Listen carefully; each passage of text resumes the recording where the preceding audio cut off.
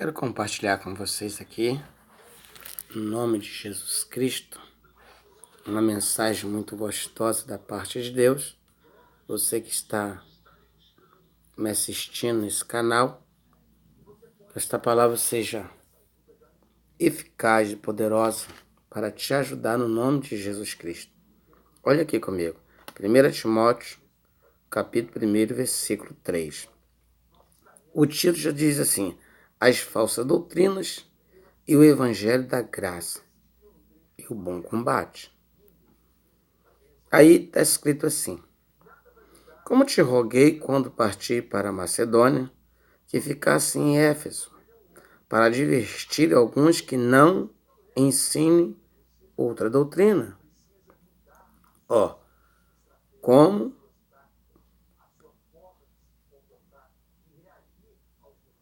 alguns que não ensinam outra doutrina. Aí diz o versículo 4: nem se dê a fábula, a genealogia interminável que mais produz questões do que edificação de Deus, que consiste na fé, assim o faça agora.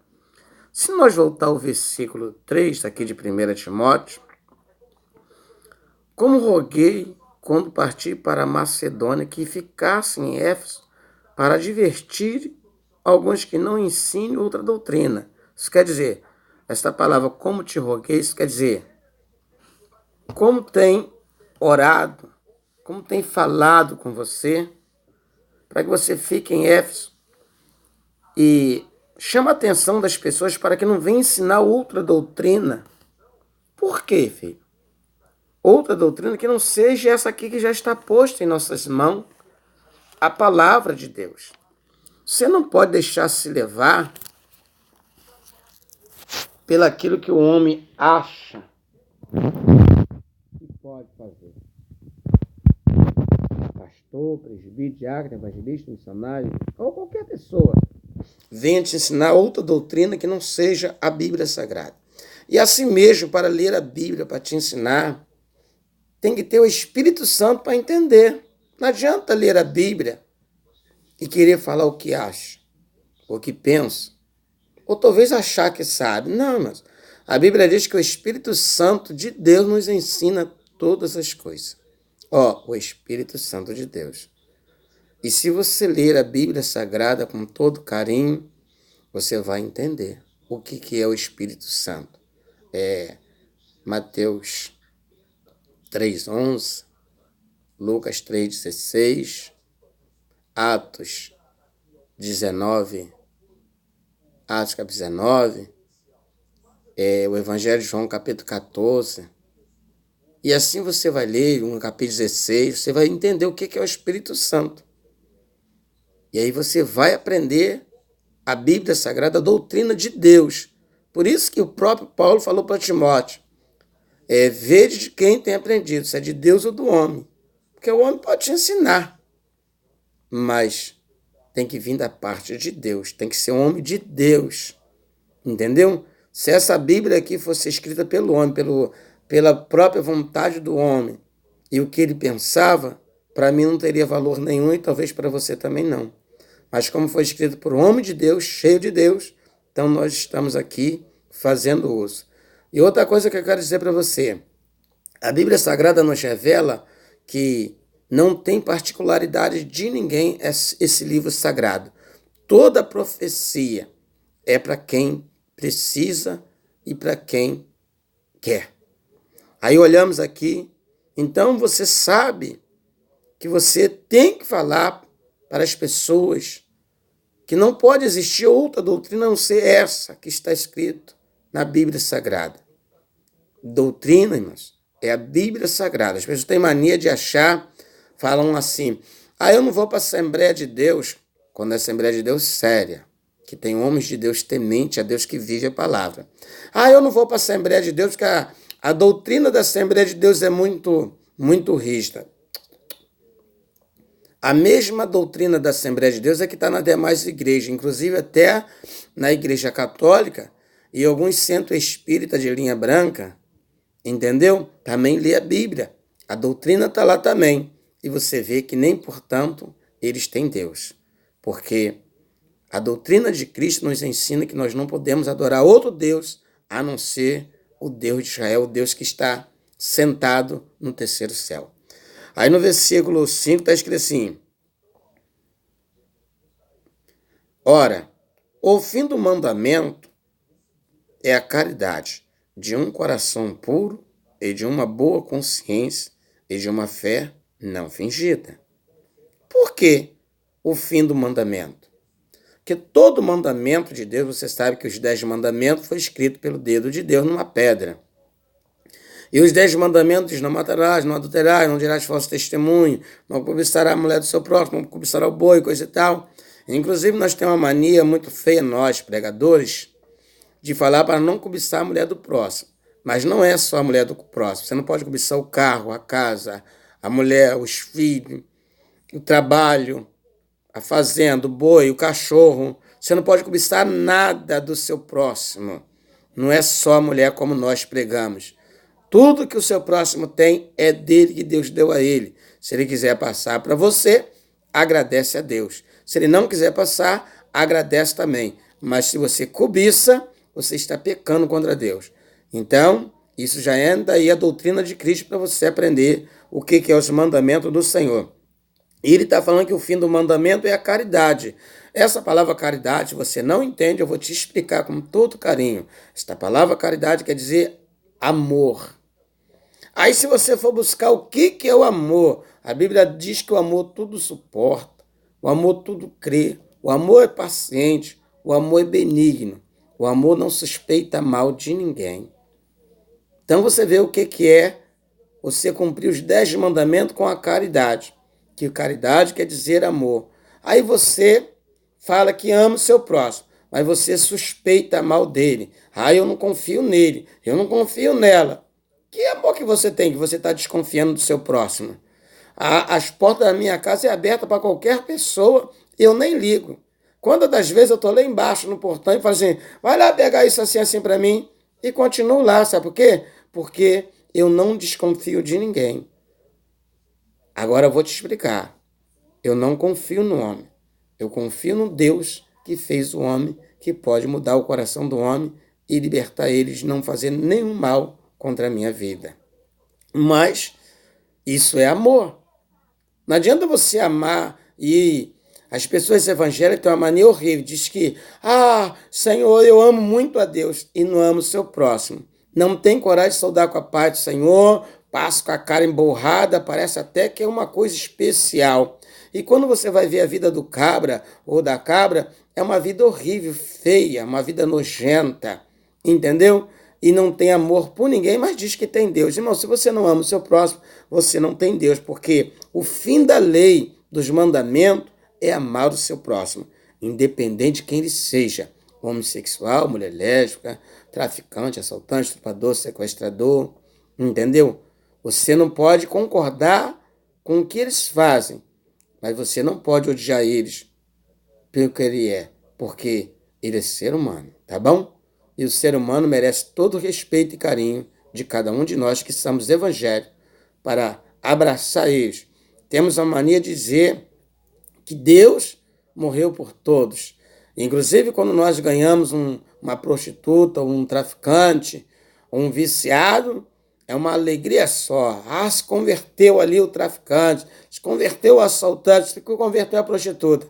Mas depois que a prostituta vem para a igreja, inclusive porque não tem roupa, porque a roupa de prostituta é aquelas pedacinhos de pano, né, que eles dizem que é roupa. E aí você começa a olhar de cara feia, as mulheres da igreja começam a ficar com ciúme por causa da sainha curta que ela tem, mas é a roupa que ela tinha quando estava no mundão. Agora você tem a paciência, e se você tiver condições, dê roupa para ela. Assim mesmo é o traficante, esse cara saiu do tráfico. Como é que o cara vai adquirir dinheiro para sobreviver se ele estava no tráfico? Quem sustentava ele é o tráfico. Agora você tem que ter paciência e usa agora o dinheiro da igreja da cesta básica pro cara, rapaz. Pelo amor de Deus, uma igreja rica dessa e diz que é abençoado por Deus, mas só você que é pastor, só você que come da gordura e o membro vai comer o osso. Não amola, cara. Ajuda aí, por favor. vai praticar os mandamentos de Deus. Aí vem aqui, ó, o versículo 6. Do que desviando-se, alguns se entregaram a vã contendas, querendo ser doutor da lei e não entendendo nem o que dizem, nem o que afirmam. Por quê? Por que Paulo falou desta maneira? Ó, vou ler o versículo 5, 6 e 7, para você entender. Ó, ora, o fim do mandamento é a caridade. Já expliquei a você que é o amor. De um coração puro, de uma boa consciência e de uma fé não fingida. Do que desviando-se, alguns se entregaram a vã contendas, querendo ser doutores da lei e não entendendo nem o que dizem, nem o que afirmam.